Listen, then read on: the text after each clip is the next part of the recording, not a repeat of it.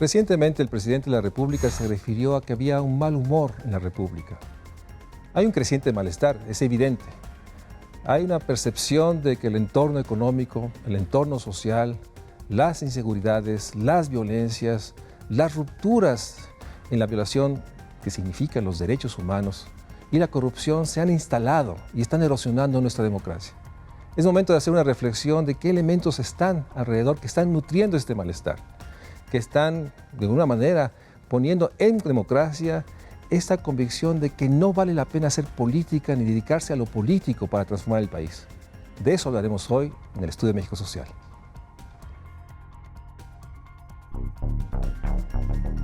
La democracia es fundamental para el desarrollo social, político y económico de las naciones. Y es que el ejercicio efectivo de la democracia representativa es la base del Estado de Derecho y de los regímenes constitucionales de cualquier país.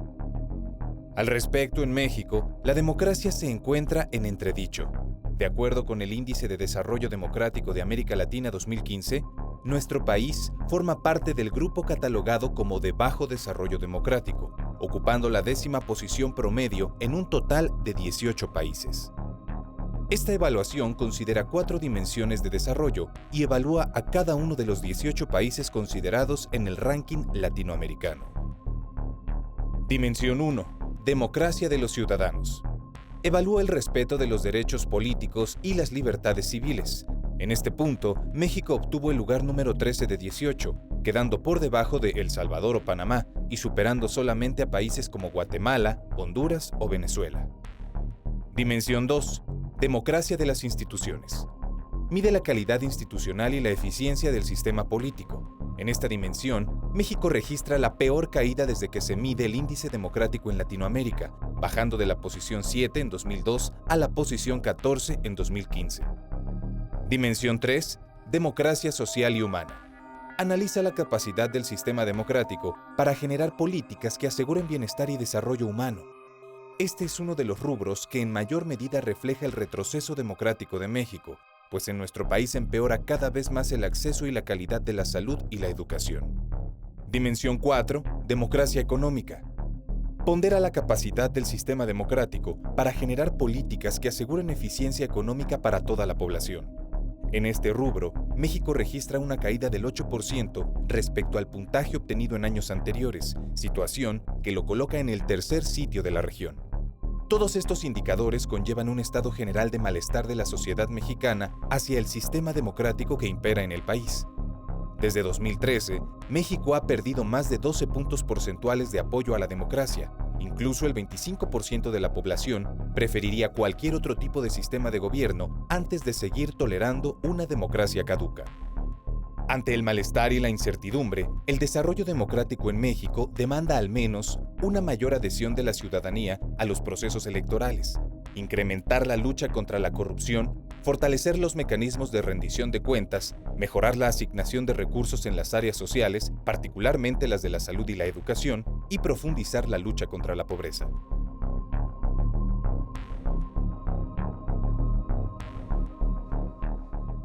El siglo XXI entra al cuarto lustro. Hay una percepción de una enorme complejidad, de muchos riesgos de siempre y nuevos riesgos. Pero hay una realidad.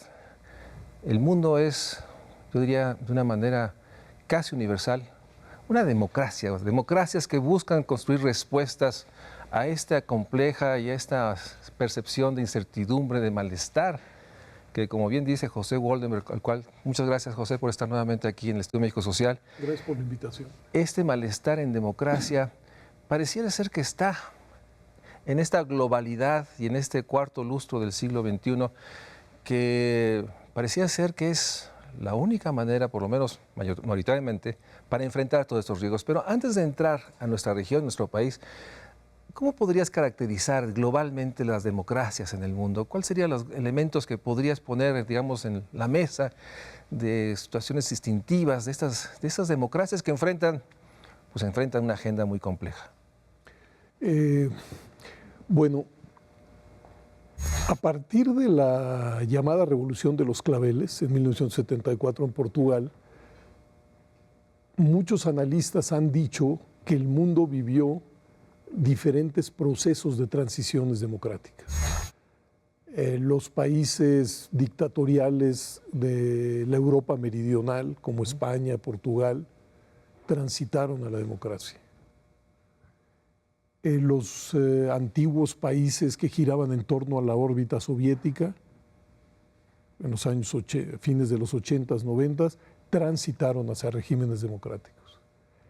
En América Latina, las dictaduras militares en Argentina, en Chile, en Uruguay, fueron reemplazadas por sistemas democráticos. E incluso en nuestro país, digamos, creo que fuimos capaces de pasar de un sistema autoritario a una germinal democracia, le llamo yo. Fueron años de un enorme optimismo. Se decía que dejar atrás dictaduras, regímenes totalitarios o autoritarios, era una buena nueva, y en efecto lo era. Y se vivió una expansión de las libertades, una emergencia del pluralismo, una convivencia de la diversidad, fenómenos de alternancia, de crear pesos y contrapesos. Pero estamos descubriendo que la democracia, como cualquier otro régimen político, vive y se reproduce en un contexto. Y cuando este contexto no es favorable, emerge pues fenómenos de hartazgo, de crítica, de distancia en relación a lo que es la democracia y a sus instrumentos. No es un fenómeno solamente latinoamericano, pero, no sé, la crítica a los partidos, a los parlamentos, a los gobiernos, a los políticos en general, está a la alza en muy diversas latitudes. Y creo que para analizarlo hay que ir caso por caso, pero a mí, por ejemplo, me llama la atención cómo las dificultades económicas trastocan la percepción de lo que se está viviendo en la política. Pienso, por ejemplo, en España. España vivió varios lustros, no solamente, digamos, de expansión de las libertades, sino que su integración a Europa significó un mejoramiento muy sobresaliente de las condiciones de vida de la inmensa mayoría de los españoles. Pero cuando estalla la crisis y la manera en que se gestiona la crisis hace que mucha gente salga a las calles con un sentimiento de rabia explicable contra el establishment político. Contra el malestar. Hay un malestar, pero déjame introducir un elemento, porque este surgimiento de las democracias en muchas regiones, en muchas entidades, en estados, naciones que habían enfrentado procesos muy autoritarios, surge también en esta construcción de un individualismo a la ultranza. El individuo es, digamos, el actor fundamental. Incluso esta frase, ya no hay sociedades, hay individuos, que decían en Inglaterra. Entonces, este individualismo, pareciera ser que en los 90s, inicios del siglo XXI, si lo ponemos en términos no de categoría histórica, sino en términos de un proceso, 90s, hay esta reivindicación del individuo que en democracia, en esta nueva construcción, con la búsqueda de que los mercados se expandan y por otra parte la retracción de los estados, ¿no?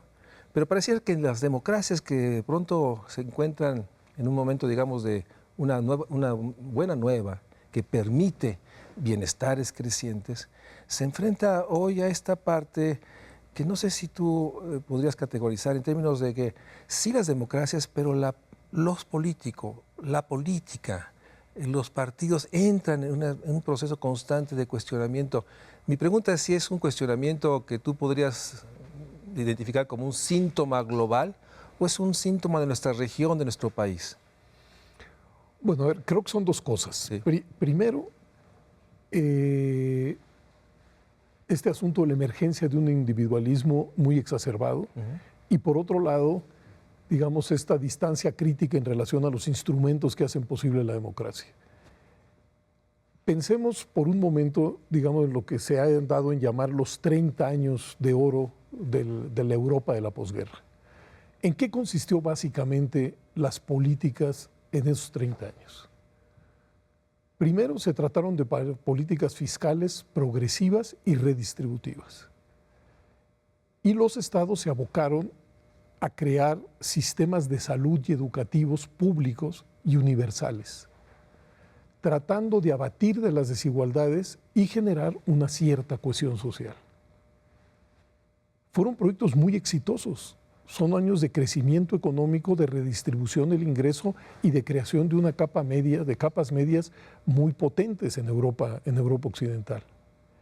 Y sin embargo, a fines de los 70s empieza un viraje. Un viraje, digamos, cuyo ícono es la señora Thatcher. Pero yo recuerdo que Ludolfo Paramio, por ejemplo, se preguntaba, bueno, ¿y por qué fue posible ese viraje? Y se respondía que muchos de los beneficiarios de esas políticas, con el paso del tiempo, habían ido adquiriendo visiones más individualistas y menos solidarias, precisamente por lo que lo que se había construido ya estaba dado y no se le apreciaba en toda su magnitud. Entonces, por ejemplo, políticas que se habían construido gracias a unos impuestos progresivos empezaron a generar rechazo, ya que precisamente por la exacerbación de este individualismo. En ese sentido, en nuestro país, tú lo has dicho varias veces, el no apreciar este proceso de construcción democrática lleva a este desencanto en democracia, con la democracia, con todo lo que significa en términos de hacer política. Y este proceso hoy se ve exacerbado con una situación de una complejidad gigantesca, donde está marcada las democracias, ¿no? No solo es el tema de pobreza, desigualdad, marginación, sino los procesos más, digamos, que están erosionando y quisiera que, regresando del corte, entráramos ya a nuestra región y a nuestro país, los procesos de la injusticia, de la corrupción, de la impunidad, de la opacidad, como elementos en los cuales hoy nuestra democracia, las democracias de la región, tienen una gran complejidad y una serie de factores que están interactuando. Y me gustaría que, aparte de estos, no sé si hay algo más nos podríamos nombrar, pero que pudiéramos ya entrar, ahorita regresando del corte, a hablar de este entorno, esta dimensión de complejidad, de interacción de factores que pareciera ser que ya están erosionando incluso la convicción democrática, que es el sistema o la manera de gobernar que nos podría generar estos principios básicos de solidaridad, fraternidad, en libertad, para recuperar esta noción básica. Vamos a un corte y regresamos para seguir hablando con José Woldenberg, profesor de la Facultad de Ciencias Políticas y Sociales de la UNAM, sobre el malestar en democracia de nuestra región y nuestro país.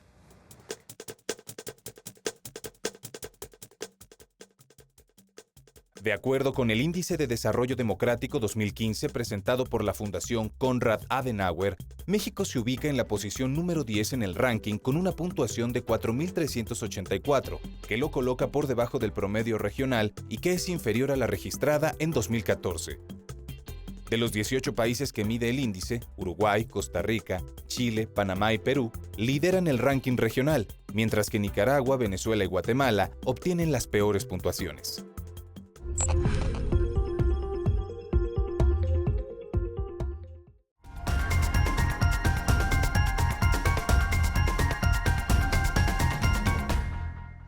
José, comentábamos en el corte que hay un malestar. Incluso recientemente el presidente Enrique Peña lo refería como un mal humor, que podríamos interpretar en términos que quiso decir que hay un malestar creciente. Podemos afirmar sí hay un malestar. La segunda pregunta es, ¿cuáles son los nutrientes de este malestar? ¿Cuáles serían los que tú podrías, digamos, señalar como causas explicativas, fuentes de este malestar, nutrientes, los refieres tú? Yo creo que cualquier observador medio de la política mexicana, es más, cualquier ciudadano medio que hable con sus vecinos, con la gente con la que trabaja, con su familia, pues fácilmente puede detectar que hay un desencanto, hay un malestar, hay un hartazgo, hay un mal humor público muy instalado, y que ese malestar está muy dirigido hacia los partidos, hacia los políticos, hacia los gobiernos, hacia los parlamentos, Y lo preocupante es que creo que sabemos, o deberíamos de saber, que no existe democracia sin esas figuras. Entonces, creo que la pregunta pertinente es la que tú señalas. Es decir, no si hay o no malestar, sino cuáles son los nutrientes de ese malestar, de qué se alimenta ese malestar. Y yo creo que hay 4 fenómenos en el caso mexicano muy claros. Una economía que no crece con suficiencia y no genera los empleos formales necesarios para miles y millones de gentes que se están incorporando al mercado de trabajo.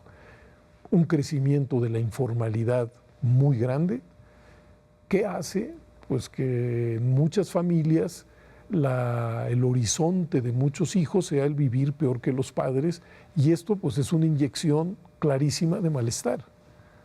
En segundo lugar, creo yo que ese malestar también tiene que ver con una sociedad muy poco cohesionada, muy escindida, muy polarizada. Somos una sociedad marcadamente desigual. Es muy difícil en esas circunstancias generar un nosotros, un sentido de identidad, de pertenencia. Esto ya lo decía la CEPAL. Decía que uno de los problemas para la reproducción armónica de las democracias en América Latina era su déficit de cohesión social. Entonces yo creo que ahí hay un segundo. Tercero, los fenómenos de corrupción, digamos, reiterados que quedan impunes. Eso es otro de los nutrientes muy destacados de este mal humor público, digamos. Y el cuarto, creo que es la espiral de violencia en la que se ha visto envuelto el país, y aunque la misma ha tocado ya a miles y miles de gentes, y a muchas otras gentes no, incluso aquellos que no han resentido de manera directa este fenómeno de la violencia, viven con el temor, con incertidumbre, porque pues, la violencia es quizá uno de los fenómenos más disruptivos en las sociedades.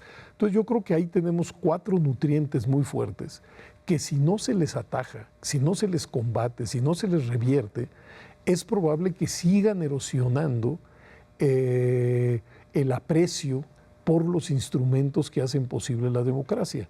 Ahora, esos son fenómenos muy profundos, estructurales y complejos, pero también habría que pensar en fenómenos que quizá también impactan esto. Yo creo que somos una sociedad, por ejemplo, que no aprecia la coexistencia del pluralismo.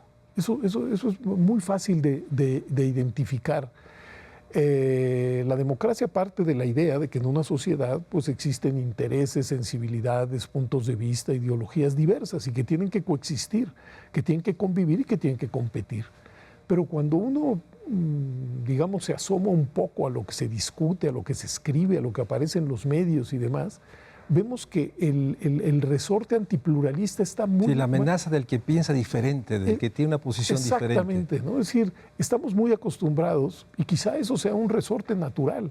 Es decir, uno cree que lo que uno piensa, lo que uno dice, que su diagnóstico es el correcto y que todos aquellos que se les oponen, pues simple y sencillamente están equivocados. No hemos podido procesar la diversidad, la pluralidad, no hemos podido interiorizarla dentro de nosotros. Esa yo creo que sería la palabra, interiorizarla, porque sí estamos procesando la pluralidad. Por ejemplo, hoy pues existen puntos de vista, diagnósticos, ideologías diversas que conviven y compiten en la sociedad y en el espacio institucional. Digamos, basta voltear los ojos a lo que es hoy nuestro Congreso y lo que era hace 30 años se dará cuenta que hay un avance de esa coexistencia de la pluralidad. Pero yo creo que es tal como tú lo señalas, no hemos logrado interiorizarlo. Es decir, es un mal necesario. Entonces siempre hay la pulsión de una nostalgia por la hegemonía, una nostalgia por un cuerpo... Ojalá fuera por la hegemonía, hay una nostalgia por la unanimidad. Es decir, grave, yo veo en muchos el resorte de que quisieran homogeneizar. Ahora, es un resorte que no tiene, yo digo, ninguna posibilidad de hacerse realidad. México es una sociedad tan compleja, tan diversa, donde palpitan intereses y sensibilidades. Pero aún así, déjame ir por la primera derivada que haces, la desigualdad. Nos ha dicho recientemente Oxfam y otros autores que la concentración de riqueza es concentración de poder. Claro. En el fondo, y viene nuevamente esta recuperación de este concepto viejo de los 80s, 90s de cómo el Estado es capturado por las élites. e incluso capturar en democracia, ¿no? Y tienen entre las estructuras, digamos, del Congreso, de las estructuras representativas, las élites concentran poder e imponen una idea. De facto, digamos, el pacto fiscal, lo que dice bien Carlos Tello en términos del presupuesto, refleja sobre todas las cosas un pacto social que se impone a los demás.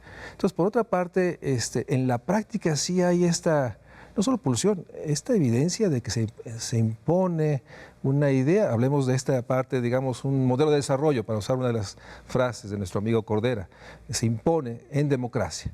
Entonces, por otra parte, pareciera que es que la democracia mexicana, en este contexto que nutre este malestar, por otra parte, es incapaz de procesar en términos de dar espacio a las diferencias.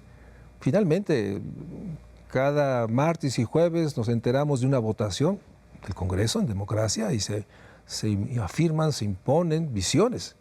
Entonces, en la práctica, nos encontramos a esta dimensión que la democracia, nuestra democracia, tiene este malestar que parecía ser que hay esta cooptación de algo que tú has señalado muchas veces, la erosión de los partidos, la erosión de la participación vía partidos en los espacios democráticos. ¿Sí estaría interactuando esta parte de esta complejidad? Sí, sin duda, digamos, la desigualdad no es solamente social y económica. Esta se traduce, como bien dices, en una desigualdad muy marcada para influir en los asuntos públicos. Y yo veo, digamos, por ejemplo, un déficit muy grande, por ejemplo, de la voz de los trabajadores en el espacio público. Digamos, tenemos una franja de sindicalizados muy pequeña. El otro día leía que es alrededor solamente del 12% de los trabajadores asalariados están sindicalizados, lo que hace que el resto pues sea una fuerza más potencial que real, dado su desorganización. Sabemos que muchos de esos que están organizados lo están en sindicatos llamados fantasma, es decir, en agrupaciones que realmente no existen y que lo único que hacen es vender contratos de protección a las empresas, con lo cual los trabajadores pues, difícilmente pueden hacer escuchar su voz. Sabemos que hay otro tramo de sindicatos en donde las rutinas son excesivamente verticales y al carecer de fórmulas democráticas hacen también que la voz de los trabajadores no se escuchen. Y finalmente, pues sí hay una franja yo llamaría de auténticos sindicatos, es decir, donde hay participación, donde los trabajadores tienen voz, etcétera, etcétera. Pero si vemos el conjunto, esa voz del trabajo está subrepresentada en el espacio público y eso sin duda alguna tiene un efecto sobre las políticas. O para decirlo de otra manera, nosotros tenemos una sociedad civil, la sociedad civil es la sociedad organizada, muy epidérmica e igualmente polarizada, porque hay muchas voces, hay muchos intereses que no aparecen en la esfera pública con la fuerza que el número, digamos, supondría. Y yo creo que ahí tenemos, digamos, una especie de déficit de representación de intereses sectoriales y a veces de sectores muy amplios, ¿no? La pregunta es que si este es otro de los nutrientes de este malestar, de saber que esta subrepresentación, en este caso los trabajadores, siguiendo tu ejemplo, es también una expresión que se multiplica al interior de tener un malestar en democracia. Esta realidad de que parecía ser que están cortados los canales para poder estar en las discusiones. Estaríamos de acuerdo que sería, digamos, un quinto nutriente. Sí. Bueno, yo creo que la lista se debería y se podría ampliar. Por ejemplo, a mí me llama mucho la atención lo siguiente. Yo creo que en el espacio público mexicano, en buena hora, subrayo en buena hora, está muy instalada una agenda que yo llamaría liberal democrática y que yo comparto. Por ejemplo, ¿de qué se trata esta agenda? Primero, de expandir las libertades individuales. Segundo, de controlar al poder. Tercero, de fraccionar el poder. Cuarto, de vigilar al poder. Quinto, de que los conflictos que se establezcan tengan una vía judicial para resolverse. Y bueno, ahí, digamos, en esa dirección, pues tenemos cosas muy interesantes y promisorias, ¿no? O sea, la ley de transparencia, la creación del IFAI primero, luego del INAI, la propia mecánica del pluralismo instalado en las instituciones del Estado que genera pesos y contrapesos, iniciativas como esta del 3x3, ¿no? que yo la veo muy venturosa. Es decir, esa agenda liberal democrática que yo comparto y que es necesaria para el país. Sin embargo, me llama la atención que en México, con sus desigualdades, con su pobreza, con la desprotección de millones de gentes, no esté igualmente instalada una agenda que yo llamaría socialdemócrata. Es decir, que tenga que ver con los salarios, que tenga que ver con la salud pública, que tenga que ver con la política fiscal, que tenga que ver con la creación de una sociedad más cohesionada y menos escindida. Es decir, esos asuntos que sin duda están en muchos circuitos académicos, que aparecen de aquí en los medios. Bueno, este programa se llama México Social, en buena hora, ¿no? Sin embargo, es una agenda que no tiene la potencia que tiene la otra agenda.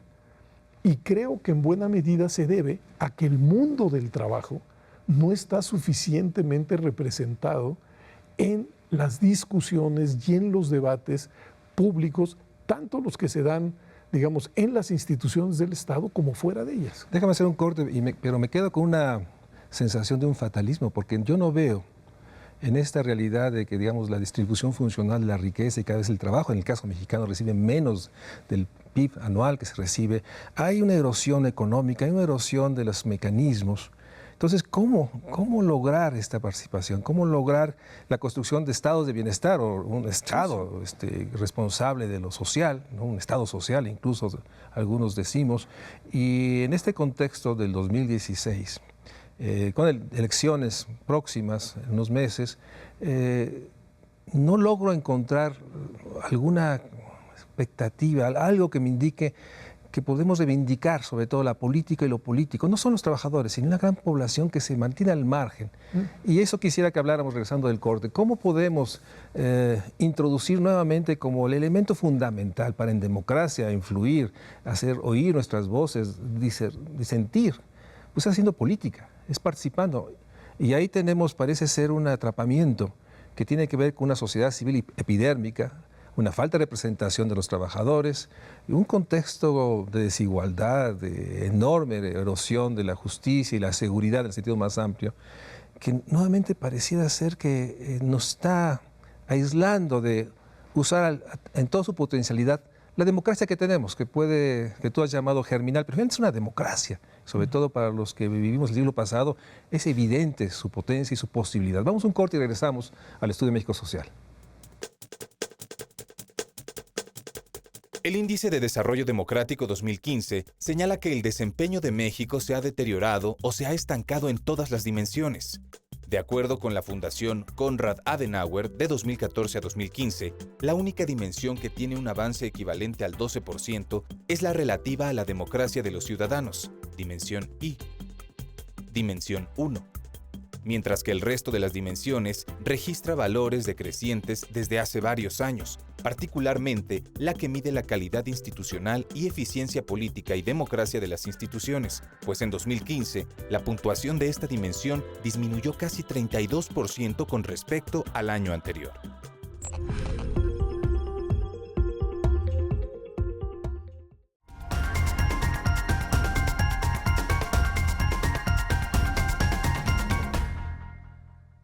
Pues has tratado de explicar o por lo menos hacer visible estos nutrientes del malestar. Pero este malestar también tiene una expresión que es también una expresión de ella, la enorme desvalorización de la política, lo político. Lo comentábamos antes de entrar al programa, nuestros estudiantes no aceptan incluso la convocatoria de que hagan política, participen abiertamente en todos los espacios de política. Y ese es un factor que a mi juicio está realmente erosionando junto con los otros a nuestra democracia.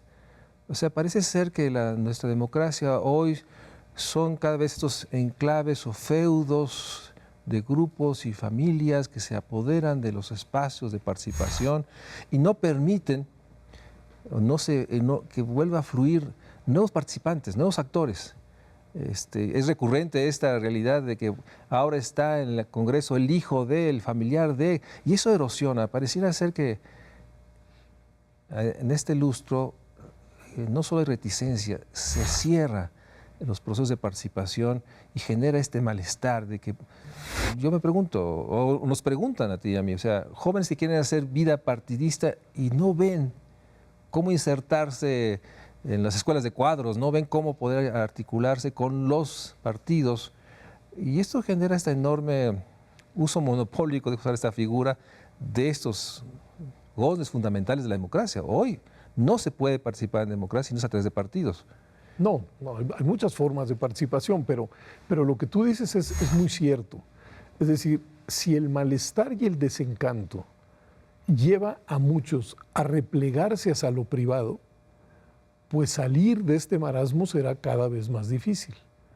Yo recuerdo un texto de Hirschman que hablaba de cómo hay una especie de péndulo, ¿no? Hay momentos en donde la mayor parte de los ciudadanos de una determinada comunidad participan y luego como hay momentos de repliegue, y él trataba de explicarse por qué mucha gente se replegaba hacia la vida privada. Y él lo ligaba mucho a eso, al desencanto, ¿no? Es decir, que no se le veía sentido a la vida política, que se creía que era muy difícil incidir en los asuntos, que ese era un tema de otros, que a uno no le incumbe, y entonces pues la gente se replegaba a vivir su vida privada. Lo público le era ajeno. Bueno, yo creo que nosotros tenemos que empezar a reivindicar lo público, es decir, la política, sí, claro, en el sentido de que eso incumbe a todos y que lo que se haga o se deje de hacer acabará impactando en esa esfera.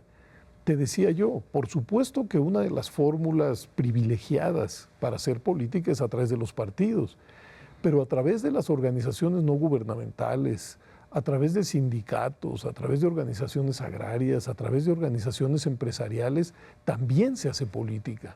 Lo que es muy importante, y es en lo que tenemos un enorme déficit, es que la inmensa mayoría de los mexicanos no participamos en alguna agrupación. Mucho se ha hablado y escrito sobre el capital social, es decir, el capital social es ese capital instalado que tiene que ver con la participación y con la organización. Con la confianza en los otros. Bueno, es que la confianza es también una construcción. Y yo creo que es muy difícil construir confianza solamente desde lo privado. En cambio, si uno se dedica, bueno, parte de su tiempo a trabajar en el espacio público, sea a través de la investigación, generando diagnósticos, generando propuestas, generando organización, generando iniciativas, ahí se va tejiendo una red que eventualmente puede hacer mejor el circuito de la deliberación en democracia. Y creo que ahí sí tenemos un déficit muy grande. De alguna u otra manera hemos hecho un diagnóstico de un malestar, de una percepción sobre la situación de la democracia. Sin duda los que nos están viendo están preguntando, bueno, ¿qué hacemos? O sea, ¿qué elementos positivos podemos ver? Y ahí tú acabas de señalar uno. Hoy las redes sociales se convierten en un nutriente de este diálogo inédito, creciente, en el cual la diferencia, la disidencia, incluso los señalamientos al poder, muchas veces ha sido las redes sociales, con sus limitaciones en nuestro país, que sigue también siendo muy desigual en ello, empieza un elemento de un canal que está fuera de los circuitos que existía el siglo pasado. O sea, la pregunta es, ¿qué podemos plantear como para salir de este marasmo, de este atrapamiento? ¿Cómo enfrentar el malestar? Sabiendo la parte que dura, la situación de una economía que no crece, la polarización de la sociedad cada vez más desigual, la enorme afrenta de la corrupción y ahora esta otra esfera que es inédita pero es brutalmente grave, la situación de la ruptura del sistema de justicia. Como los recientes eventos nos han mostrado. O sea, parece ser que es no solo profunda, es digamos, es estructural la estructura del sistema de justicia, con lo cual pone y arrincona al Estado en esta primaria función. Un canal para dar justicia a los que se ven agravados en sus derechos. En este entorno, ¿qué podemos empezar, aprovechando esta última parte de este segmento y el próximo, qué elementos podrías tú identificar? Yo te considero un hombre optimista, eres un hombre que tiene una visión positiva a la vida, por lo menos eso es lo que yo te leo y te escucho. Yo creo que ahí hay un equívoco, porque varias gentes me lo han dicho.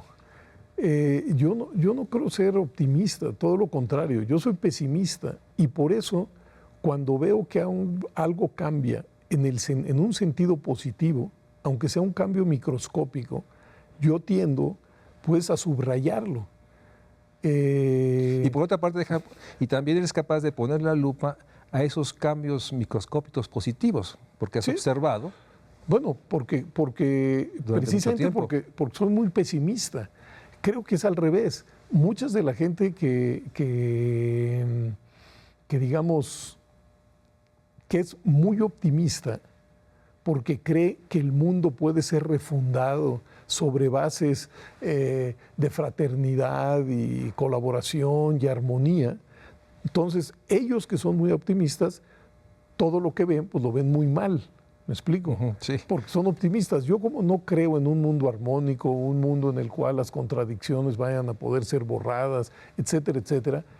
Por eso, pues cada vez que hay una reforma en el sentido que a mí me parece correcto, los valoro, pero creo que ya nos fuimos a otro lado. Pero además, vamos un poco a las propuestas. ¿Qué podrías observar de señales que pueden sacarnos, no solo el marasmo, que pueden contrarrestar el malestar? Yo creo que habría que hacer un esfuerzo muy, digamos, un esfuerzo sistemático, bien documentado, para poner en el centro de la agenda nacional el gran tema de la desigualdad. Yo creo que ese es el tema, digamos, que escinde al país, que en vez de generar un espacio medianamente integrado, lo que tenemos es una especie de archipiélago de clases, grupos, pandillas, que ven cada uno de ellos por sus intereses y que generan un ambiente muy tenso, muy polarizado, lleno de rencores, y que eso está en la base quizá de todo lo demás. Si no somos capaces de construir un basamento que genere cohesión social, va a ser muy difícil. Y en ese sentido, creo que tenemos que poner en el centro de nuestra atención el tema de lo público. Hace unos días, con la crisis de contaminación que se vive en el Distrito Federal, yo decía que ese era un muy buen ejemplo de cómo un bien se convierte en un mal y cómo la lógica de los individuos en conjunto puede crear situaciones catastróficas. ¿A qué me refería? Bueno, el automóvil en su inicio fue un gran invento, permitió desplazamientos rápidos, generó autonomía para las personas. Hoy el propio automóvil, ese mismo automóvil, pues lo que genera son embotellamientos, neurosis, contaminación.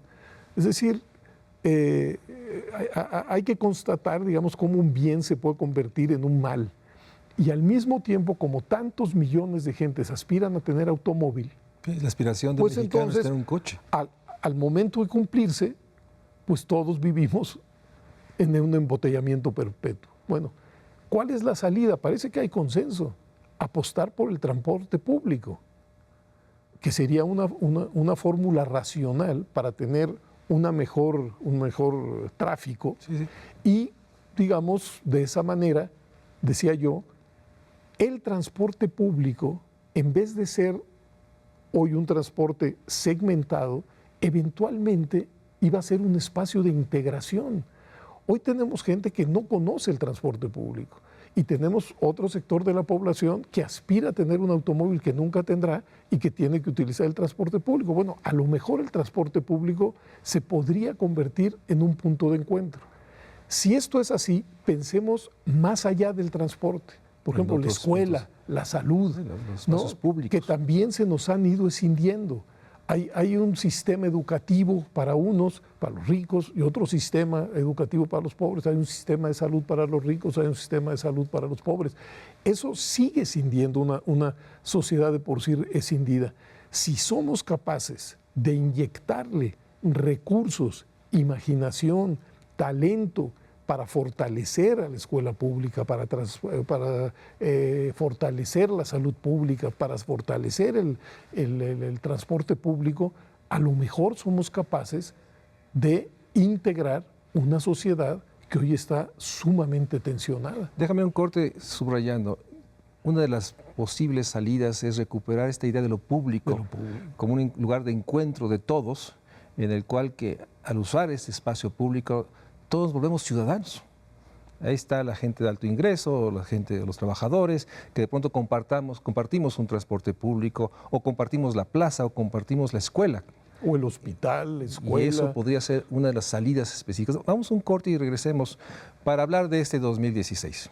Finalmente, hagamos una reflexión. ¿Cómo percibe ese 2016? O sea, hay cierta noción del malestar, pero hay una sensación también de una incertidumbre creciente. Esta percepción de que mañana puede estar mucho más mal que hoy. El presente continuo, dicen algunos, ¿no? Me gustaría que termináramos el programa haciendo una reflexión, regresando del corte, sobre este 2016, que obviamente tiene una jornada electoral en junio y obviamente está atrapada con estos claros oscuros de demandas sociales, percepciones de enorme injusticia, las violencias inéditas que estamos viviendo y que a todos nos pone en situación de una necesidad de un cambio, que realmente nuestro país sea el México social que aspiramos. Vamos a un corte y regresamos aquí al estudio de México Social.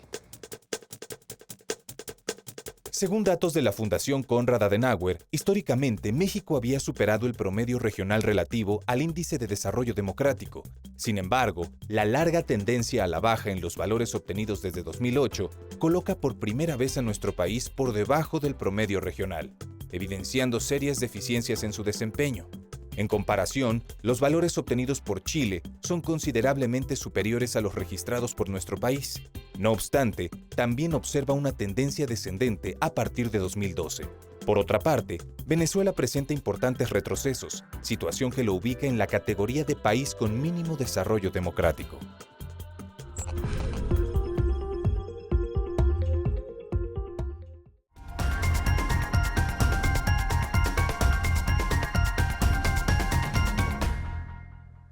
Estamos en 2016, tenemos una jornada electoral nuevamente en junio y nuevamente estamos obligados a pensar qué cosas positivas, qué elementos positivos percibimos como elementos que podemos poner enfrente a veces esta idea que a veces hay momentos que crece de un fatalismo, de situación de una catástrofe inminente que solo está detenida. Pero por otra parte también hay signos, señales que nos preocupan mucho. Este recuento diario de asesinatos aparentemente sin ninguna justificación o incapacidades de los poderes, el poder democrático de enfrentarlo. Por eso la pregunta, ¿cuáles serían estos elementos que pondríamos en términos positivos?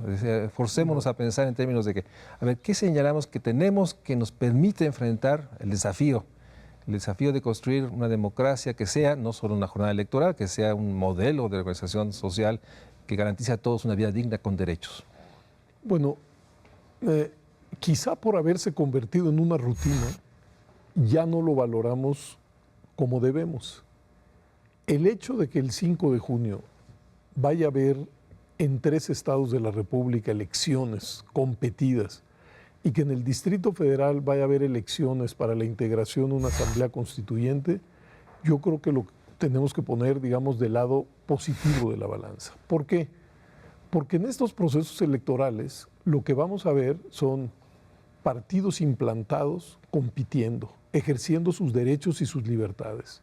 A ellos se han sumado un buen número de candidatos independientes. Es decir, vamos a elecciones auténticas, donde los electores tienen opciones diversas, tanto a nivel municipal como para el Congreso local, como para las gubernaturas, y en el caso del Distrito Federal, pues para un evento inédito, que es una asamblea constituyente que precisamente su labor será dotar a esta entidad de una constitución.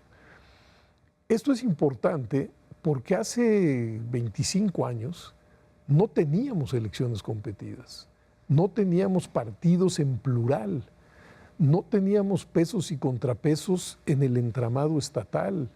El elector no tenía opciones en la boleta y muchas de las libertades estaban restringidas. Entonces, creo que eso hay que ponerlo del lado positivo de la balanza. Ahora, si me obligaran a decir qué urge, o sea, que hay que atender de manera urgente porque está lacerando y está generando este desencanto, este malestar, esta a veces hasta rabia en relación al mundo de la política, yo creo que serían los temas de la impunidad en relación a la corrupción y el tema de las violaciones a los derechos humanos. Yo creo que si somos capaces de generar un ambiente y políticas para que la corrupción no quede impune, y si somos capaces de reformar, como tú decías, todo el sistema encargado de la justicia, para que del mismo no surjan afrentas hacia los ciudadanos, yo creo que habremos dado un paso muy relevante. ¿Por qué? Porque en este último caso, todos los eslabones merecen ser reformados y en algunos casos casi refundados. Me refiero a policías, ministerios públicos, jueces, reclusorios. En todos esos eslabones tenemos casos documentados de violaciones graves a los derechos humanos. El caso pues, más espectacular, llamativo y quizá triste, pues, es precisamente el de los estudiantes de la Normal de Ayotzinapa, en donde hasta donde vamos, y quién sabe si algún día podamos tener todo el cuadro, pues fueron policías los que entregaron a estos estudiantes pues, a bandas delincuenciales, es decir, trastocando todo el sentido pues, que tienen precisamente esos cuerpos. Entonces digo, si hay algo urgente que podría quizá empezar a revertir, llamémosle, ese mal humor público, pues tiene que ver con no dejar que queden impunes actos de corrupción, por un lado, y con reforzar todos aquellos elementos para que el respeto a los derechos humanos sea el piso de nuestra convivencia. Es decir, ese es el piso donde, digamos, a partir del cual podríamos ser más ambiciosos. Yo comparto con convicción de que hay dos agendas sobre todas las agendas. El tema de los derechos humanos o la no violación de derechos humanos y corrupción e impunidad. Son las dos agendas de las agendas, digamos, en esta coyuntura de los próximos meses y años. O sea, y creo que es urgente que el Estado, el jefe del Estado, mande el mensaje que esas son las dos agendas, que tomó noción de que abajo de ella puede haber las otras. Incluso la poderosa propuesta que urge de un sistema de protección social para articular sistemas de salud, para articular lo público, como decíamos. Pero yo creo que están estos dos. La pregunta es, ¿cómo en democracia? Déjame ahorita tratando de recordar si alguna de las propuestas en estas entidades donde va a haber cambios de gobernadores, pero no logramos que sean asumidas. Y ahí es donde la pregunta, ¿qué tenemos para hacerlo?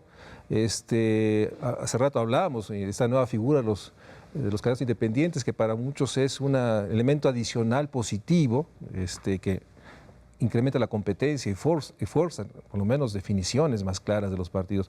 Pero ¿cómo logramos que estas dos agendas en democracia estén? Bueno, yo creo que las agendas están colocadas. Digamos, en términos de responsabilidad de los estados, en términos de que lo reconozca el Estado. Digamos, no creo que haya dos temas que tengan más visibilidad pública, ¿sí?, y que agredan más al conjunto de los ciudadanos que esos.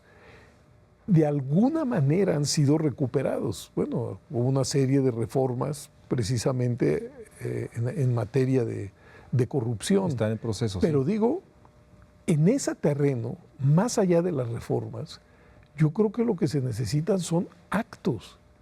Es decir, que cuando se documenten casos de corrupción, la justicia actúe y el corrupto sea penalizado. Yo creo que si en eso se es consistente, se mandará el mensaje de que no hay tolerancia, de que no hay connivencia, de que no hay complicidad. Complicidad. Yo creo que en ese terreno, digamos, además de las reformas normativas e institucionales, lo que sigue es pues castigo a los culpables. Actos ejemplares que evidencian una convicción. Ahora, lo de actos ejemplares no me gusta mucho porque parece ser que se trataría de agarrar a uno o dos para que... No, una cosa sistemática. Claro. Al que se le documente un acto de corrupción va a ser sancionado, sea del nivel que sea. Y cuando digo del nivel que sea, pues lo digo con toda convicción e intención, porque dicen, y me gustó esa figura, pues que la corrupción es como las escaleras, que hay que empezar a barrer de arriba para abajo, ¿no? En ese sentido, muchas gracias, José, por estar nuevamente en México Social.